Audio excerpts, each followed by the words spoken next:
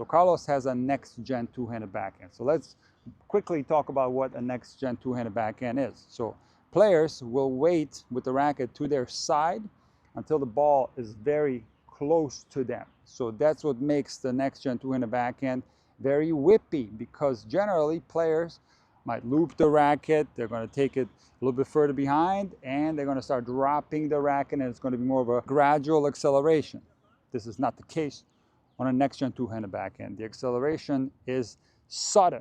So players wait with the racket to the side, and when the ball is very close to them, they do a whip action where the racket goes back, down, and then forward into the contact. So this doesn't necessarily look good, because what looks good on tennis strokes are flowing, continuous strokes that look rhythmic. When the stroke is hacked up like that, it's not going to look that nice.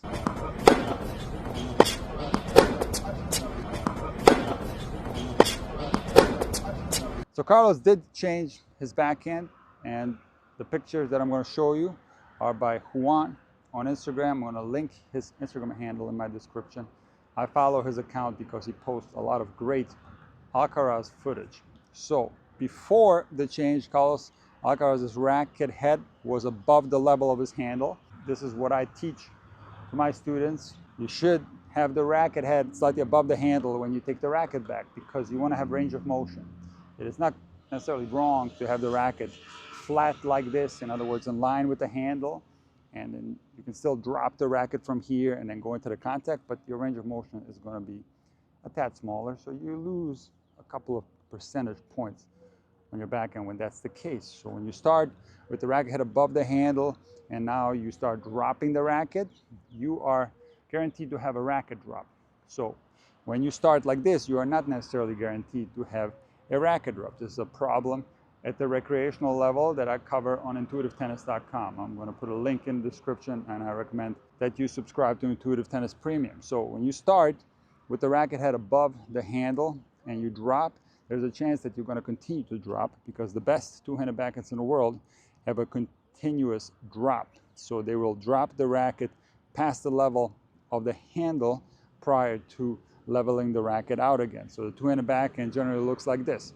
It's high, neutral, and then the forward approach starts, and then the racket continues to drop shortly prior to it leveling out into the contact. And this is exactly what Carlos Alcaraz's backhand used to look like. Even though it was next gen, it still had all these fundamental elements. It had a racket drop, it continued to drop prior to the contact, and then it would level out into the contact. So the reason why the Alcaraz backhand looks different now, if you watch him play today in Monte Carlo, is that he starts a lot lower with his racket. It's still slightly above the handle, but it's way lower than it was before. And in one of my prior videos, I called this a cosmetic change that doesn't have that much of an effect on the stroke.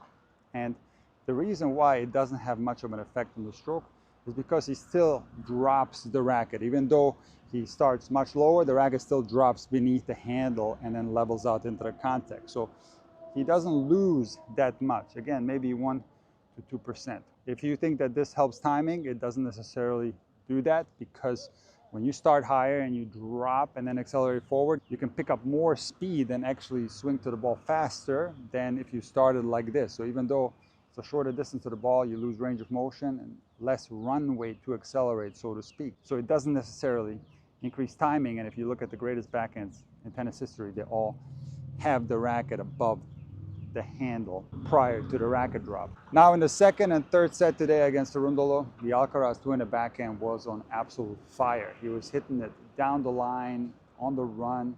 He was hitting open stance two-handed backhands. He was returning well.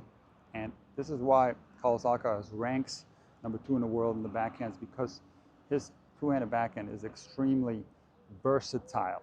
So when you look at data on the ATP Tour website, you will see that Carlos Alcaraz has a tremendous amount of spin on his two-handed backhand, way above the Tour average. He also hits it much harder than the Tour average.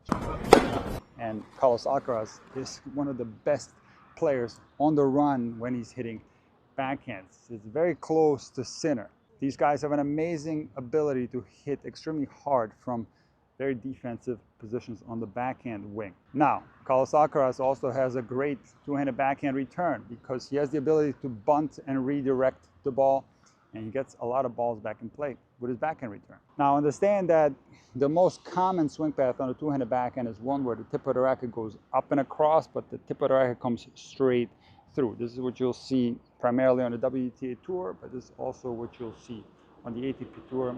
For example, Novak Djokovic hits his backhand in exactly this way.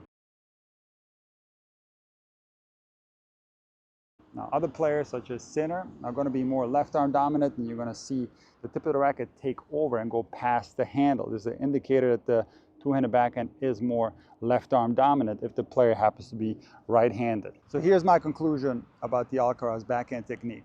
I don't think the backswing is going to have much of an effect.